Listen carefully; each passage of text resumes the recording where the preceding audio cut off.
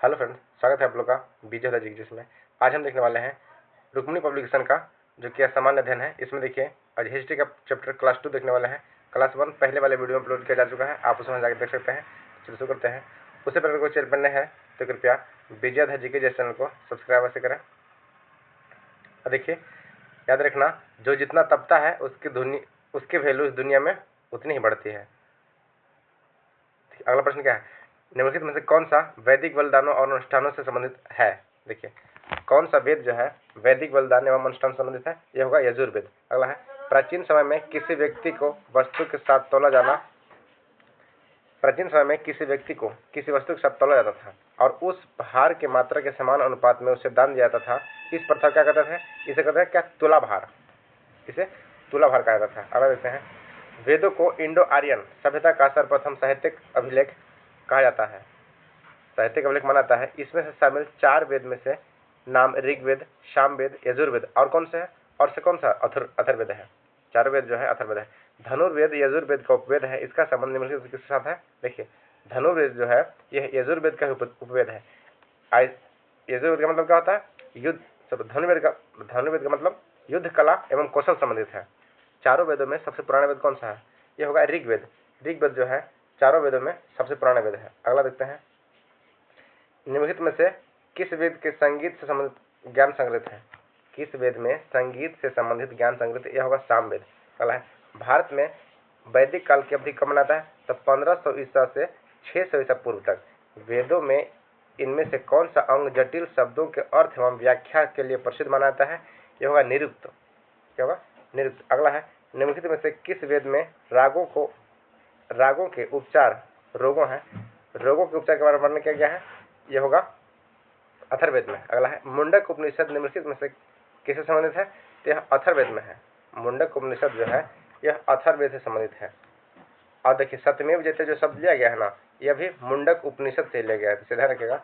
इनमें से कौन सा पाषाण युग से संबंधित 3 प्रमुख कालों के अंतर्गत नहीं आता है, यह होगा ताम्रपाषाण। जबकि मध्यपाषाण काल, नवपाषाण काल एवं पुरापाषाण काल यह सब पाषाण युग से संबंधित प्रमुख काल हैं।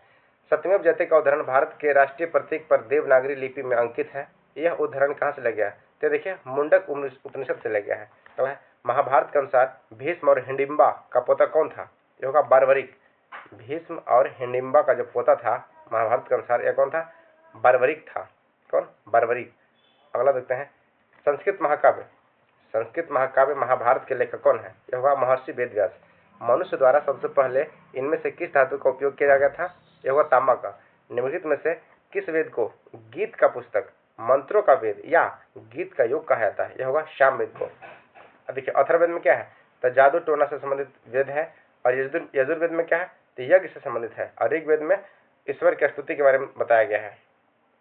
और सर्वाधिक पुराने वेद तो जानते हैं कौन सा है, ऋग्वेद है। यह हाल ही में प्रश्न पूछा भी गया है, तो ध्यान रखिएगा।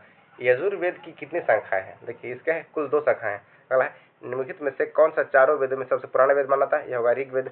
यजुर्वेद से संबंधित है, देखिए यज्ञ एवं अनुष्ठान से संबंधित कौन सा, य से हो गया यजुर, य से हो गया यज्ञ। ध्यान रखिएगा यजुर्वेद जो है यज्ञ से संबंधित है, सामवेद है यह संगीत से संबंधित है। अथर्ववेद जानते होंगे जादू टोटका एवं टोना संबंधित कौन सा है, अथर्ववेद है। अब देखते हैं, इनमें से किस वेद में सबसे बड़ा संग्रह एवं महत्वपूर्ण माना जाता है, जिसमें 128 सूक्त हैं एवं इसमें 10 मंडल है, तो कौन सा है, वह है ऋग्वेद।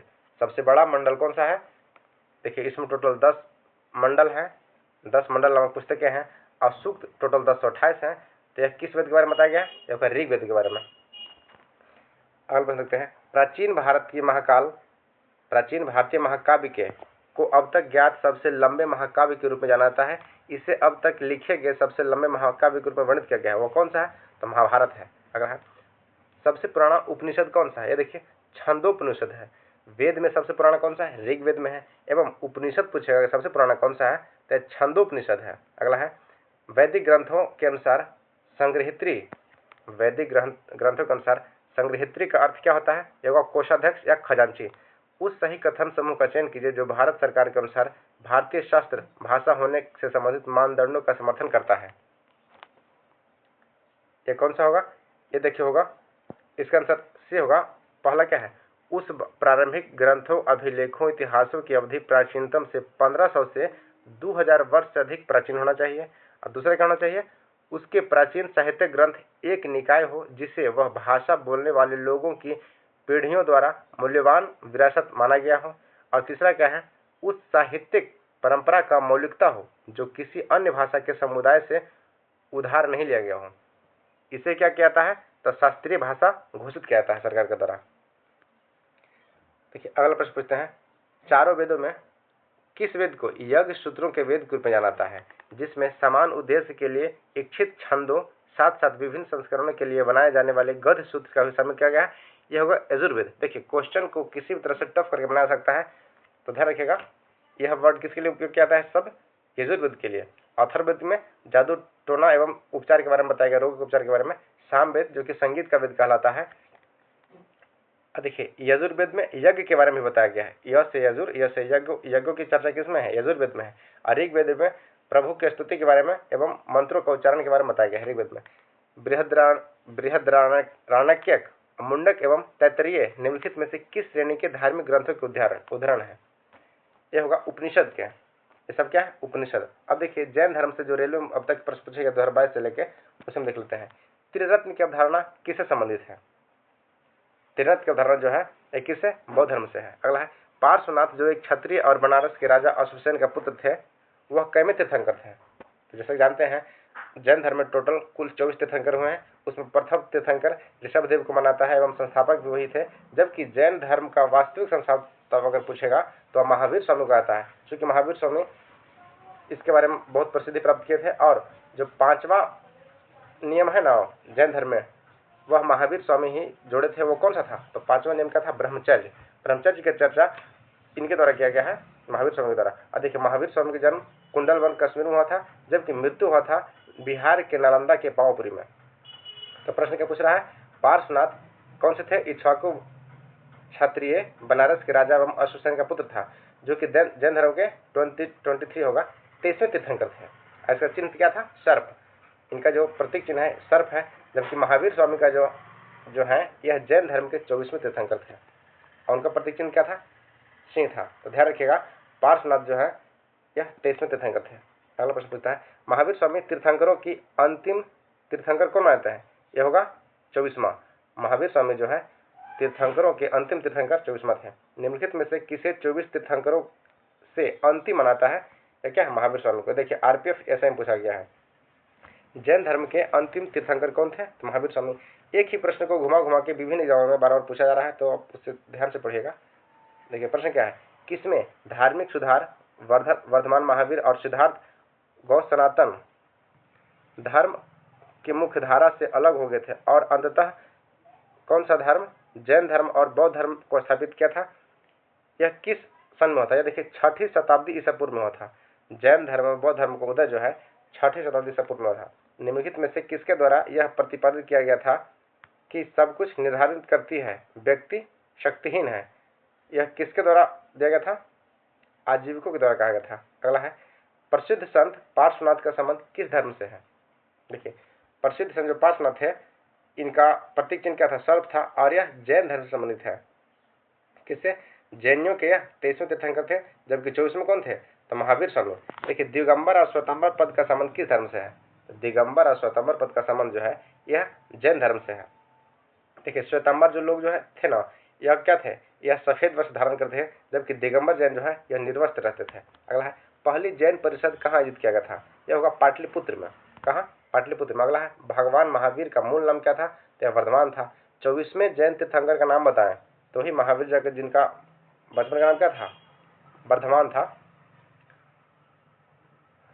अलग है 6वीं शताब्दी से पूर्व के प्रारंभ में भगवान महावीर का जन्म निम्नलिखित में से किस स्थान पे हुआ था, तो वैशाली के कुंड ग्राम में हुआ था। सॉरी वहाँ कश्मीर बोल दी थी हम गलती से, वैशाली के कुंड ग्राम में हुआ था भगवान महावीर जी का जन्म। और इनकी मृत्यु कहाँ हुआ था, तो बिहार के नालंदा के पावापुरी में हुआ था। जैन मठ संस्थानों को क्या कहा जाता है, यह वसदी कहा जाता है। ध्यान रखिएगा, देखिए यह अंतिम पूछा गया प्रश्न है, जैन मठ संस्थानों को वसदी कहा जाता है। क्या, वसदी, वसदी, वसदी। अगला है किसको वह पवित्र व्यक्ति मानाता है जिसे जैन धर्म को उसका वर्तमान स्वरूप प्रदान किया, ये कौन थे, महावीर स्वामी जी। देखिए महावीर स्वामी को जैन धर्म का वास्तविक संस्थापक बनाता है, जबकि जैन धर्म के जो संस्थापक थे यह ऋषभदेव थे एवं पहले तीर्थंकर थे, और जैन धर्म का अंतिम तीर्थंकर महावीर स्वामी थे, और यह जैन धर्म के वास्तविक संस्थापक माने थे। अगला है, वर्धमान महावीर जैन धर्म के कैवे तीर्थंकर थे? तो 24वां थे। निम्नलिखित में से किस राज्य में पालिताना मंदिर एक जैन तीर्थंकर स्थित है, तीर्थ स्थल स्थित है? पालिताना यह कहाँ है? तो गुजरात में है। पालिताना जो है यह गुजरात में है, जो कि जैन धर्म का तीर्थ स्थल है। जीवन में जिन 5 बंधनों को जैन धर्म में लोगों द्वारा पालन करना होता था, उनमें से किसका अर्थ गैर अभिग्रहण से संबंधित है? यह अपरिग्रह से। किसका? अपरिग्रह से। अगला है, निम्नलिखित में से किसे जैन धर्म का प्रथम तीर्थंकर मानता है? यह होगा ऋषभदेव को। देखिए, जैन धर्म के संस्थापक एवं प्रथम तीर्थंकर जो है ऋषभदेव को मानता है, जबकि वास्तविक संस्थापक जो है यह महावीर स्वामी को मानता है। और यह दोनों प्रश्न एग्जाम में बार बार पूछे जाते हैं, ध्यान रखिएगा। अगला है, निम्नलिखित में से कौन सा स्थान जैन धर्म से संबंधित नहीं है? यह होगा कुशीनगर। देखिए, कुशीनगर जो है ना, यहाँ गौतम बुद्ध का मृत्यु हुआ था। जन्म हुआ था लुम्बिनी में और मृत्यु कहाँ हुआ था? कुशीनगर में गौतम बुद्ध का। जबकि पारसनाथ पहाड़ी यह जैन धर्म के 23वें तीर्थंकर थे। इसके अलावा श्रवण बेलगोला और दिलवाड़ा जो है सभी जैन धर्म से संबंधित है। स्वामी महावीर का जन्म कहाँ हुआ था? यह कुंडग्राम में हुआ था, वैशाली के कुंडग्राम में हुआ था। और इनका मृत्यु कहाँ हुआ था? नालंदा के पावापुरी में। महावीर और उनके अनुयायियों द्वारा शिक्षाओं को लगभग 1500 वर्ष पहले किस रूप में लिखा गया था, उसी रूप में वे वर्तमान किस स्थान पर उपलब्ध हैं? यह होगा गुजरात के वल्लभी में। कहाँ? गुजरात के वल्लभी में अभी भी मौजूद है। अगर देखिएगा, जैनियों को सार्वभौमिक प्रार्थना का नव मंत्र, जैनियों की सार्वभौमिक प्रार्थना नवकार मंत्र नमो अरिहंताणा का शाब्दिक अर्थ क्या होता है? इसका अर्थ होता है, मैं उन सभी आत्माओं को नमन करता हूं जो अपने सभी गति कर्मों से मुक्त हो गई है। जैन धर्म के तीर्थंकर कहलाते थे क्या? तो जैन धर्म का जो धर्म रक्षक एवं आध्यात्मिक शिक्षक जो मोक्ष या मुक्ति का मार्ग बताता है, उसे क्या कहते थे? तीर्थंकर कहते हैं। किसे? क्या? तीर्थंकर। लगता है जैन धर्म के 24वें तीर्थंकर से प्रथम तीर्थंकर कौन थे? देखिए, प्रश्न क्या पूछ रहा है? 24वें थे से प्रथम, मतलब 24वां से पहले। तो कौन सा? 23वां पूछ रहा है। 23वां कौन थे? पार्श्वनाथ थे। अगला है, जब कोई तीर्थंकर अपने नश्वर शरीर को छोड़ता है तो इसे क्या कहता है? इसे निर्वाण कहता है। अगला है, देखिए, बौद्ध धर्म से जो प्रश्न पूछे गए हैं रेलवे टीपीसी में 2022 से लेकर अब तक, उसे हम देख लेते हैं। देखिए, बौद्ध गुफाओं के लिए प्रसिद्ध कार्ले का जो चैत्य है कहाँ है? यह महाराष्ट्र में है। गौतम बुद्ध को ज्ञान की प्राप्ति कहाँ हुआ था? तो बोध गया में हुआ था। निम्नलिखित में से कौन सा एक बुद्ध भिक्षु द्वारा बुद्ध शिक्षाओं का संग्रह है? तो त्रिपिटक जो है बौद्ध शिक्षाओं का संग्रह है। वह तिब्बती बौद्ध भिक्षु जिसे भूटान को एक राष्ट्र के रूप में एकीकृत किया था, वो कौन था? तो गवांग नामग्याल और नामग्याल मठ भी तिब्बत में। यहाँ देखते हैं, बौद्ध संरचना धामिक स्तूप कहाँ है? यह होगा सारनाथ में। महाराष्ट्र के औरंगाबाद जिले के अजंता गुफा में जिनमें 30 चट्टानों को काटकर बौद्ध गुफाएं बनाई गई थी, वह कितनी प्राचीन है? तो यह 2री सदी में बनी थी। कौन? 2री सदी में। बौद्ध गुफाओं में से सबसे अच्छी संरक्षित गुफा कार्ले है, जो निम्नलिखित में से कौन से राज्य में है? यह महाराष्ट्र में है। कार्ले का चैत्य है कहाँ है? महाराष्ट्र में है। अगला देखते हैं, वस्तुकला के मुख्य रूप से चैत्य, विहार, स्तूप और स्तंभ है। यह सब किससे संबंधित है? देखिए, वह वस्तुकला जिसमें चैत्य, विहार, स्तूप से संबंधित है, यह होंगे बौद्ध धर्म से। किससे? बौद्ध धर्म से। अगला प्रश्न देखते हैं, एक चीनी बौद्ध भिक्षु था जिसे नालंदा में बौद्ध शास्त्रों का अध्ययन किया और 629 से 644 तक भारत में 15 वर्ष की लंबी यात्रा किया था। कौन सा?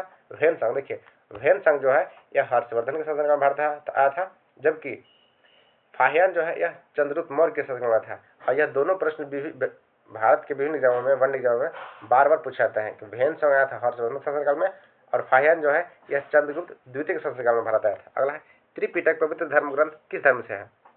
यह होगा बौद्ध धर्म से। देखिए, त्रिपिटक जो है यह किससे संबंधित है? यह बौद्ध धर्म से। यह देखिए ALP में पूछा गया प्रश्न है। अगला है, बौद्ध ग्रंथों का अध्ययन करने के लिए विजयवाड़ा में कौन सा चीनी विद्वान रहता था? यह होगा ज्वानझांग। कौन? ज्वानझांग। गौतम बुद्ध की माँ का नाम क्या था? तब महामाया था। बौद्ध धर्म की नींव क्या है? 4 महान सच्चाई एवं 8 अंगीय पथ पर आधारित है। 4 महान सच्चाई एवं 8 अंगीय पथ पर आधारित है। अगला, गौतम बुद्ध ने अपना पहला उपदेश कहाँ दिया था? सारनाथ में दिए थे, जबकि इनको ज्ञान की प्राप्ति बोध गया में हुआ था। और सर्वाधिक उपदेश जो है यह श्रावस्ती में दिए थे। अगला है जैन धर्म और बौद्ध धर्म के उदय में भारत में किस ईसा पूर्व में होता? यह 6ठी ईसा पूर्व में था। देखिए जैन धर्म और बौद्ध धर्म का उदय है यह भारत में 6ठी ईसा पूर्व में होता। अगला है त्रिपिटक का उपदेश का संग्रह है। देखिए त्रिपिटक जो है यह किसका संग्रह है? तो बौद्ध धर्म के ज्ञानों का संग्रह है एवं शिक्षाओं का संग्रह कर सकते हैं इसे। निम्नलिखित में से कौन सा भगवान बुद्ध की 4 महान सच्चाइयों में से नहीं है? यदि इच्छाओं से छुटकारा नहीं मिलता तो दुखों से निवारण हो सकता है। यह क्या है? 4 महान सच्चाइयों में से इंगित नहीं, जबकि दुख का कारण इच्छा है। यह एक फोल्ड पथ के पालन से किया जा सकता है। संसार दुख का घर है। यह सभी क्या है? महान सच्चाई है। अगला है बौद्ध धर्म में दिए गए आधार के नियम और पंचशील सिद्धांत के नाम से जाना जाता है। कौन सा? अष्टांगिक मार्ग। बौद्ध धर्म में दिए गए आधार के नियम अष्टांगिक मार्ग और पंचशील सिद्धांत के नाम से जाने जाते हैं। अगला देखते हैं जातक कथाओं के जन्म और पूर्व जीवन का उल्लेख मिलता है। देखिए जातक कथा जो है ना, यह बुद्ध के जन्म के पूर्व के बारे में जानकारी मिलता है इससे। भारतीय इतिहास में के संदर्भ में निम्नलिखित में से कौन सी भगवान भावी बुद्ध जो संसार की रक्षा हेतु अवतरित होंगे? ये किसने कहते हैं? ये किसमें लिखा गया है? तो मैत्रेय में। गौतम बुद्ध ने अपने उपदेशों का जन साधारण की भाषा का किसने प्रयोग किया था? तो पाली भाषा का। गौतम बुद्ध ने अपने उपदेश जो दिए थे ना, यह जन साधारण की भाषा उस टाइम की कौन सा था? तो पाली था। अगला है किस वृक्ष के नीचे रानी माया देवी ने बुद्ध को जन्म दिया था? यह होगा शाल वृक्ष के नीचे। देखिए किस वृक्ष के नीचे रानी माया देवी ने गौतम बुद्ध को जन्म दिया था? तो शाल वृक्ष के नीचे दिया था। ऐसा माना जाता है कि इनका जन्म के बाद ही इनकी माँ का निधन हो गया था और इनका लालन पालन जो है इनकी मौसी किए थे। अगला है अजंता और एलोरा की गुफाएं धर्म की सबसे पहली वस्तु गुफा चित्रित कला एवं मूर्ति कला के उन्नत उदाहरणों में से एक है। तो क्या है? अजंता एवं एलोरा जो है यह बौद्ध धर्म के हैं। महाराष्ट्र की अजंता और गुफाओं की पेंटिंग और मूर्तियां निम्नलिखित में से किनकी कहानी को दर्शाता है? देखिए महाराष्ट्र में अजंता गुफाएं हैं और एलोरा का, यह बौद्ध धर्म के बारे में जानकारी यहाँ से मिलता है। अगला है बोधिसत्व का अर्थ क्या होता है? यह होगा बौद्ध। सांची स्तूप कहाँ स्थित है? तो मध्य प्रदेश में है। लोसर त्योहार निम्नलिखित धर्मों में से किसके द्वारा मनाया जाता है? तो लोसर त्योहार जो है यह बौद्ध धर्म के द्वारा मनाता है। बौद्ध धर्म की कौन सी शाखा महान बृहत वाहन कहलाती है? यह होगा महायान। बौद्ध धर्म की जो शाखा है महान बृहत वाहन कहलाता है, यह महायान कहलाता है। बता देते हैं बौद्ध तीर्थ स्थल गुफाएं कुशीनगर किस राज्य में स्थित है? यह होगा उत्तर प्रदेश में। कहाँ है?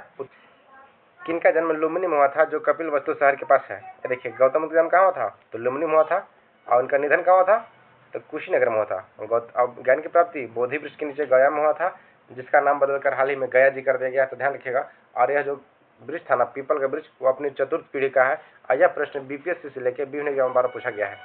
गौतम देखिए बौद्ध धर्म के पवित्र ग्रंथ किस भाषा से लिया गया है? यह होगा पाली से। बौद्ध धर्म के संस्थापक का नाम उसके संसार त्यागने से पहले क्या था? सिद्धार्थ था। अगला है सांची के स्तूप निम्नलिखित में से कौन सा प्रतीक चिन्ह सारनाथ के बुद्ध धर्म में दिया जाने प्रथम उपदेश को वर्णित करता है? यह चक्र जो है सारनाथ के सांची का स्तूप जो है यह बुद्ध द्वारा दिए गए प्रथम उपदेश को वर्णित करता है। उसका कौन सा संकेत है? चक्र। बुद्ध ने अपना प्रथम उपदेश सारनाथ में अपने 5 शिष्यों को दिया था, जिसे धर्म चक्र प्रवर्तन कहा जाता है। देखिए महाविनिष्कर्मण क्या है? तो उनके गृह त्याग की प्रक्रिया क्या है? महाविनिष्कर्मण। एवं महापरिनिर्वाण जो है बुद्ध को निर्वाण प्राप्ति मृत्यु का जो प्रतीक है महापरिनिर्वाण। 3 पिटकों में से अभिधम्म पिटक किससे संबंधित है? दार्शनिक मामला। 3 पिटकों में क्या है? दार्शनिक मामलों से संबंधित है। अभिधम्म पिटक जो है यह दार्शनिक मामलों से संबंधित है। अलग है। निम्नलिखित में से किसने विक्रमशिला विश्वविद्यालय की स्थापना किया था? यह धर्मपाल के थे। कौन सा? धर्मपाल। अगला है गौतम बुद्ध का जन्म निम्नलिखित में किस स्थान पर हुआ था? तो लुम्बिनी में हुआ था। मृत्यु कुशीनगर में हुआ था। अब प्रथम जो उपदेश है यह सारनाथ में दिए थे। इसका प्रतीक चिन्ह क्या है? तो चक्र था। अगला है बुद्ध का वास्तविक नाम क्या था? तो सिद्धार्थ है। निम्नलिखित में से कौन सा पुस्तक बुद्ध के सिद्धांतों से संबंधित है? ये होगा अभिधम्म पिटक। अभिधम्म पिटक जो है ना, देखिए त्रिपिटक में से एक है अभिधम्म पिटक, जिसमें बुद्ध के सिद्धांतों के बारे में चर्चा किया गया है। अगला है बौद्ध धर्म के लोटस और बुल का प्रतीक क्या होता है? ये होगा जन्म।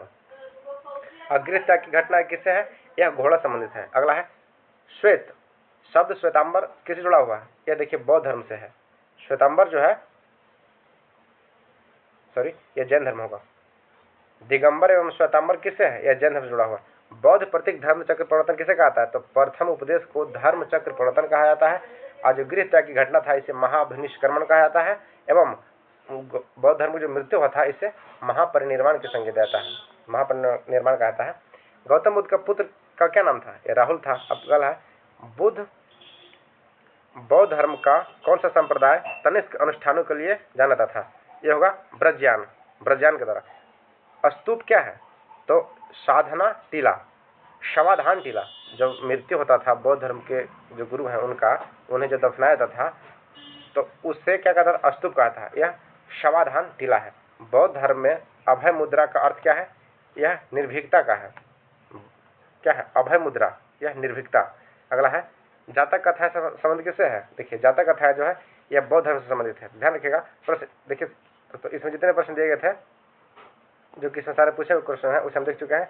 अगला 177 से क्वेश्चन जो है आगे वाले वीडियो हम देखेंगे। अगर वीडियो अच्छी लगे तो कृपया सब्सक्राइब एवं लाइक शेयर अवश्य कीजिएगा और कुछ सुझाव तो कृपया कमेंट जरूर कीजिएगा। Thank you. जय हिंद।